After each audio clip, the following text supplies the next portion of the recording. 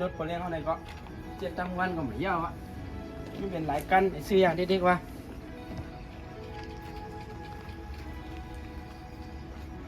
เจ็ดตั้งวันน่ะไม่ยาวนะ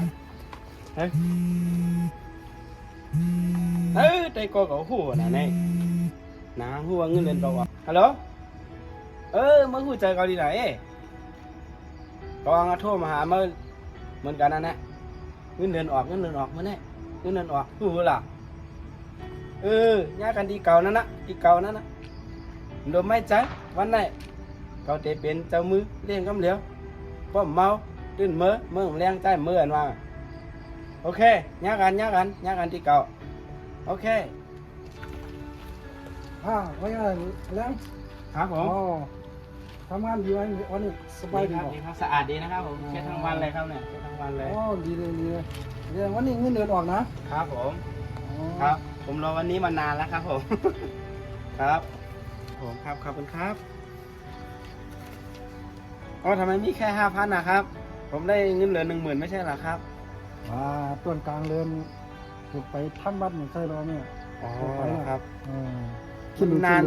นนานเกินไปครับผมก็เลยลืมว่าเงินมันหายไปไหนอะไรประมาณนี้ครับผมลืมไปแล้วครับเนี่ยไม่เป็นไรไปแล้วคิดดูครับขอบคุณครับเหลือ5,000นะครับเนี่ยผมกันโจได้กอกเอาไว้ตอนนี้นี่กันเลยวันนี้เจ็ดรถยาวให้ก็มือห้องก่อนมันก็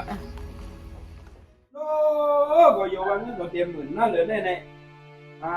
มาเหลืออยู่5,000ก็ตันตูได้ก็ได้เสียดีกันเลยแน่นอน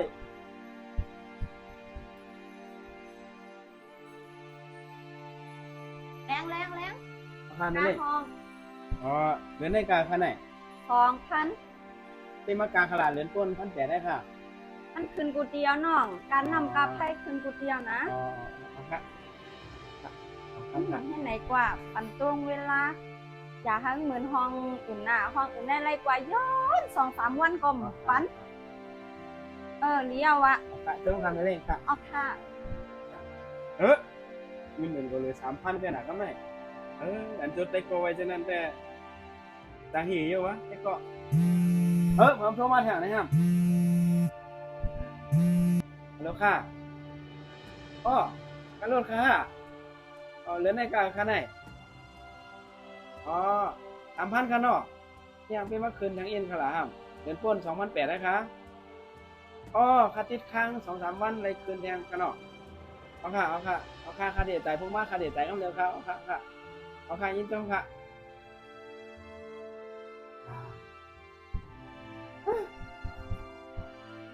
โอเคอะไรกว่ากำไรเนี่ยเอาลีเนี่ยกี่หมื่นโลกาว่าเสียงเลยนะเนี่ยหมดเลยพวกผมโทรมาก็มันผมโทรมาหาเขาถั่วย้อนรู้ว่าเดี๋ยวว่าเห็นน่ะ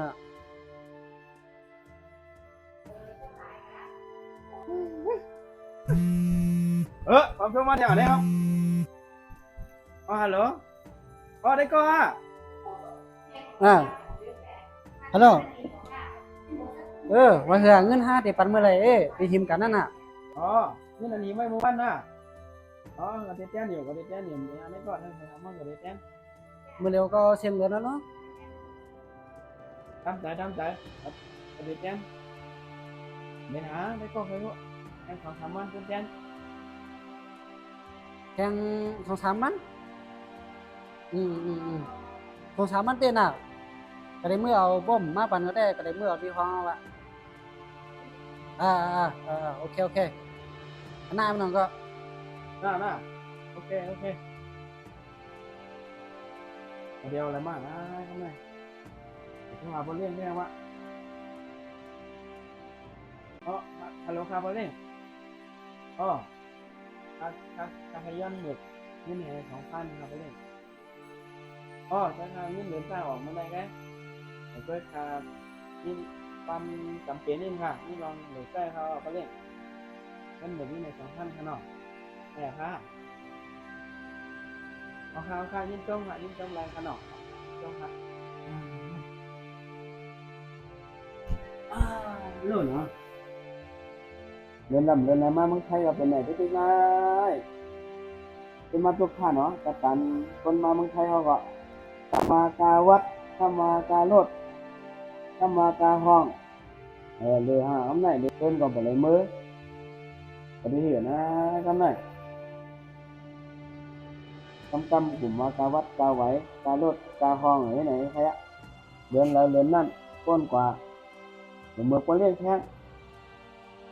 ไปกอดโทมายอนมีแข้งโลกสำคัญอยู่วะทำไมแต่นี่เล่นออกไงเนาะกันตัวเด็กตัวกับตัวได้ก็กว่าลีนั่นนี่เนี่ยหมาไงยะทำไมแต่อาชีพหมาไงก่อนนะ